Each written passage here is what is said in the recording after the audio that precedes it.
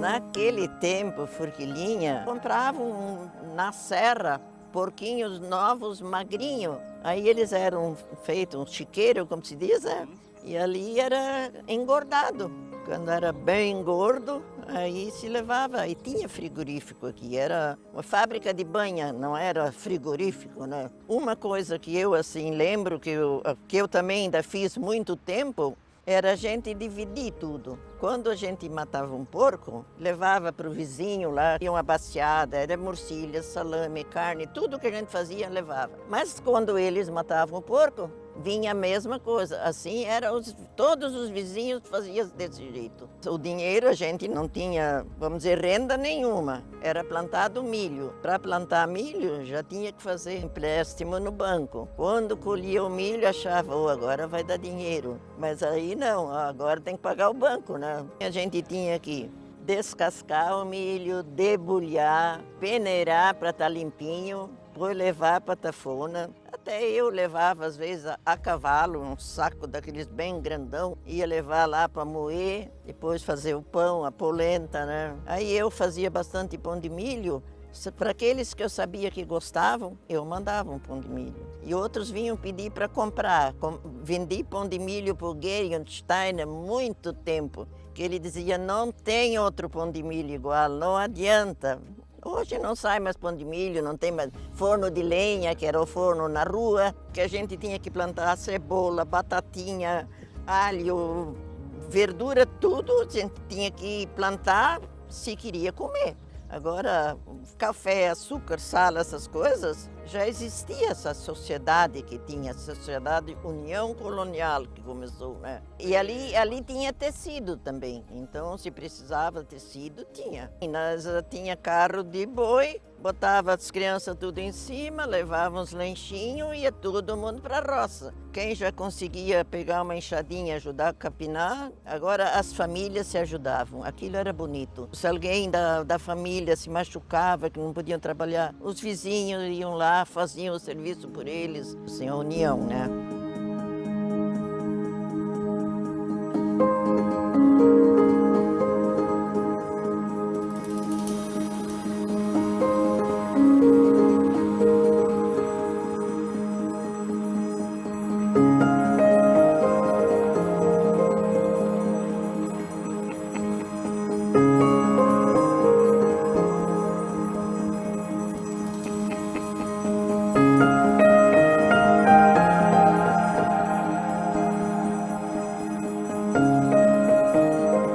Naquele tempo, em Forquilinha, as famílias eram muito diferentes de hoje. Morando longe ou não, eles nunca deixavam de ir à igreja. Perder uma missa ao domingo não tinha explicação. Meus irmãos, eu lembro, naquele tempo, eles iam descalço.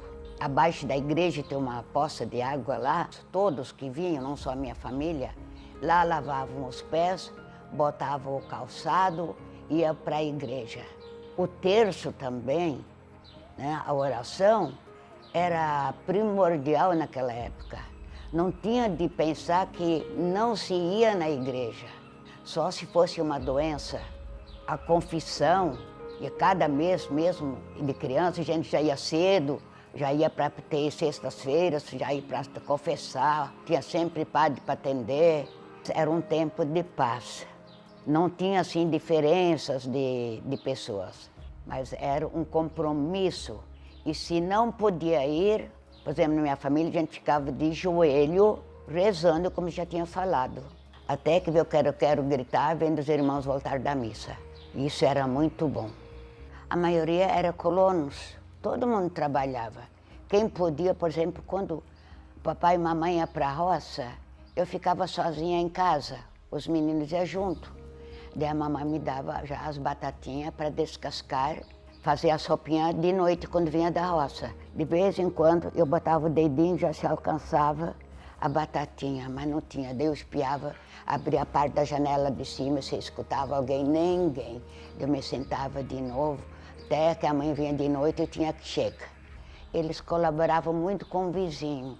Por exemplo, fazia uma coisa, tivesse algum doente, outro vizinho já fazia o pão, fazia arroz que era levado lá, buscava roupa para lavar, como fazia a minha vizinha, as roupas pesadas quando a mamãe estava doente na cama.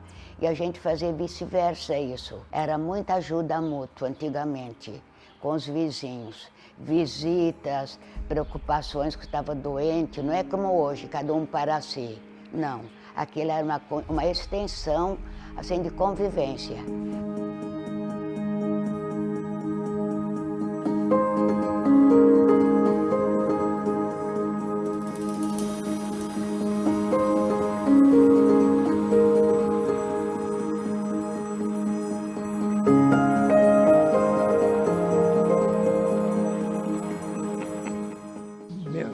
Eram Arnoldo Preis, era de uma família grande, descendentes de alemãos, criou os filhos praticamente tudo em Forquilinha, depois foram saindo porque queriam procurar regiões diferentes para morar e fazer as lavouras depois. A gente falava só em lavouras. Naquele tempo, em Forquilinha, o governo não aceitou mais os alemãos falar em alemão. Com 8 anos tinha que ir para a escola e lá era só falado em alemão. Quando eu comecei a ir para a escola, veio aquela lei, naquela época ia preso quem não falava português. Para nós começar a conversar com as professoras, elas eram todas portuguesas, não sabiam falar alemão. E nós não sabíamos falar português, nem bom dia não sabia dizer. E nós tínhamos um terreno grande aqui, nós plantávamos milho a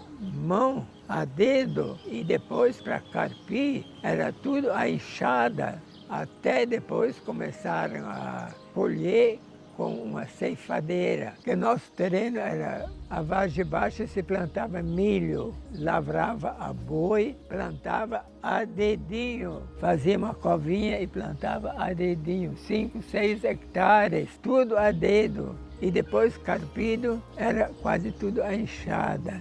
E meu pai era um dos chefes assim na Forquilinha, porque era um grupo que eles tinham uma antiga sociedade de criação de porco, de produção de leite, e depois vendeu os porcos, vendeu o leite. Os porcos eram criados no pasto. Quando eu comecei a trabalhar, nós criávamos o porco em casa mesmo. Deixava um porco grande escolhido, que era cachaço, escolhia uma leitoa boa para ser matrizes. Eram mais para banha, mas depois, em pouco tempo, a banha não tinha mais muito preço, já se usava o azeite, então os colonos criavam o porco para carne. Era tudo conforme a produção e conforme o que tinha para produzir também. Surgiu essa oportunidade de fazer inseminação artificial, mas ninguém queria ir. Eu tinha que fazer um curso em Florianópolis, agora já pensou eu? Naquela época não sabia nem falar português e fazer um curso para ser o inseminador das vacas. Voltei para Forquilinha e fui comprando tudo o que precisava, porque o sêmen tinha que ser colhido e depois ser guardado. Aí eu já atendia a região grande. Conseguimos comprar um carrozinho, porque o sêmen tinha que ser guardado numa geladeira, porque era artificial, né?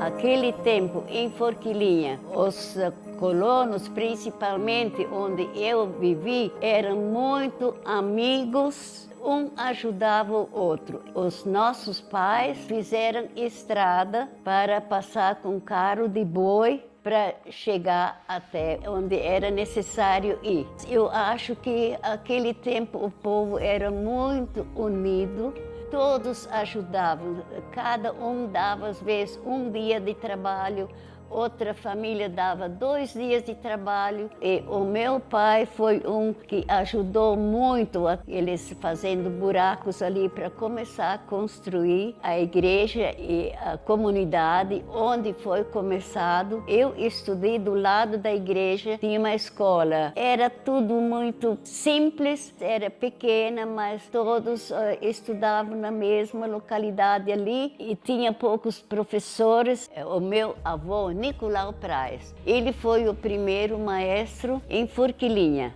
Todo mundo cantava. Antigamente, nas casas, de noite se reunia e cantava. Isso era normal. A minha família são de músicos, tudo. O meu pai tocava, meus irmãos quase todos tinham instrumento. Talvez veio do vô Nicolau. Nós chegamos a cantar uma missa em latim e aquele tempo era tudo diferente. A gente era tão devota, só acreditava na religião que a gente aprendeu.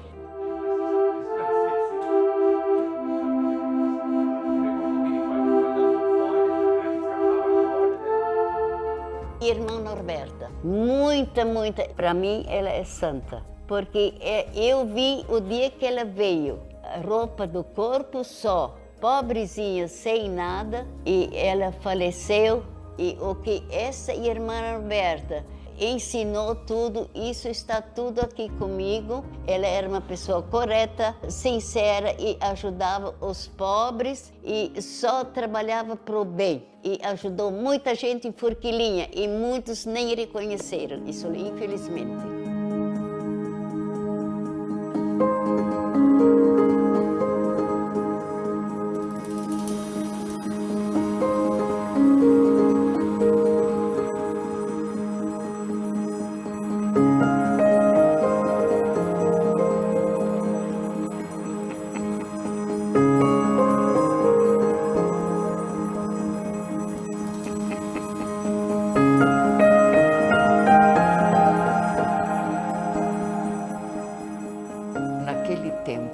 Forquilinha me traz memórias intensas, profundas, marcas e também saudades. Eu cheguei nos anos 60.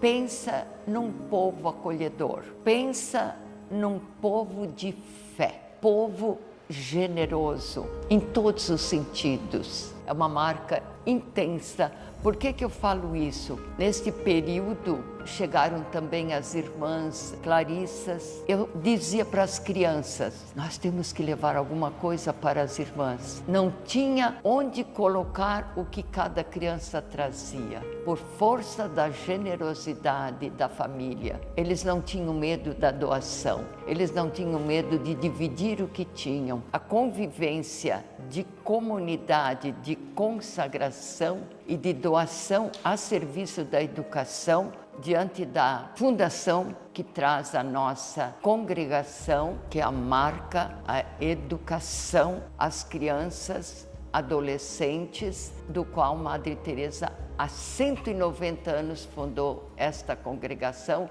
Eu sou feliz por participar deste grupo e continuar também hoje, dentro do Hospital São José, esta educação, porque eu também faço parte um pouquinho da escola de técnicos de enfermagem. O único hospital do mundo que temos na congregação é o Hospital São José em Criciúma. Eu colocaria primeiro alicerce, base, a fé. Tanto assim que podemos colocar como testemunha a capelinha da Santa Teresinha, que ainda está lá no colégio. A marca registrada de sempre estarem ali rezando para que viessem padres e irmãs para a comunidade de Forquilinha, totalmente alicerçada na origem alemã. Deu resposta, esta fé deu 5 irmãs escolares que ali chegaram e que nós estamos celebrando 88 anos das primeiras 5 missionárias vindo da Alemanha. E o segundo momento era a unidade da comunidade, buscando crescer no sentido também de se tornar futuramente o que é a Forquilhinha hoje, que é a resposta. E como primeira indústria que eu lembro bem, o Frisulca. E dali para frente, Forquilhinha é hoje, né?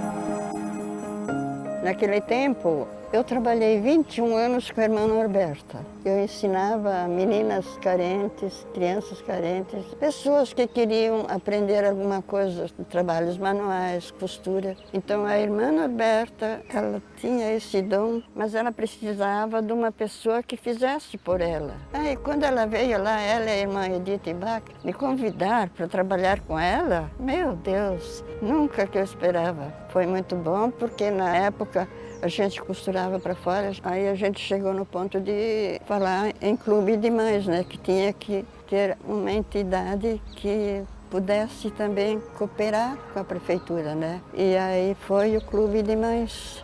Naquele tempo, em 1990, então foi fundada a Associação do Clube de Mães de Forquilhinha. Aí nós começamos logo em seguida, na garagem da minha casa. Hoje eu sei bem o que a gente teve, assim, qualquer paninho que a gente tinha, qualquer coisa, a gente procurava criar alguma coisa para poder manter a entidade, né? Aí tinha as monitoras já na época, né? Eram as professoras, a gente chamava. Nisso surgiu o grupo Emerfro, que era da irmã Norberta. Elas tinham um evento, precisavam de um traje.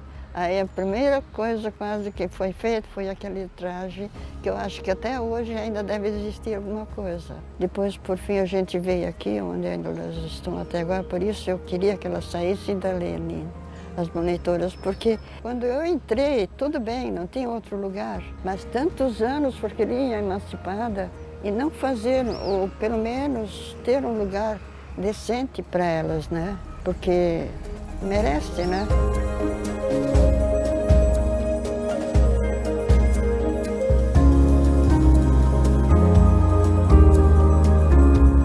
Quando já estavam mais anos funcionando o Clube de Mães, tinha muitas pessoas carentes passando frio. Então a gente inventou de pegar acolchoados, de pessoas até que às vezes nem queriam mais aqueles acolchoados. A gente desmanchava tudo e desfiava tudo, aquela lã, e botava no chão, assim, um chão limpo, né? E linhavava tudo ao redor e depois ia costurando tudo à mão, né? Era uma trabalheira que não era fácil. Mas aí depois eu descobri que em Criciúma tinha uma senhora que tinha uma máquina que costurava. A gente podia linhavar o acolchoado e ela costurava então a máquina. Então nós levamos tempo levando sempre os acolchoados com a Kombi, mas a gente tinha que pagar isso também, né? Aí um dia eu pensei assim, até era o seu Danilo, agora já morreu, né? Ele era o motorista. Na ida para lá, nós com a Kombi, eu disse, ô, seu Danilo, hoje o senhor olha como é embutido aquela máquina na mesa. E eu vou olhar a marca da máquina. Ele fez, eu fiz a minha parte, procurei essa máquina em tudo quanto é loja, até em Blumenau, eu ia lá comprar retalhos lá, nada dessa máquina. Aí por fim, o Peruque, que tem hoje ainda é loja, eu acho, ele mandou vir de São Paulo uma máquina especial para mim. Foi muito bom. E até hoje ela está ali costurando.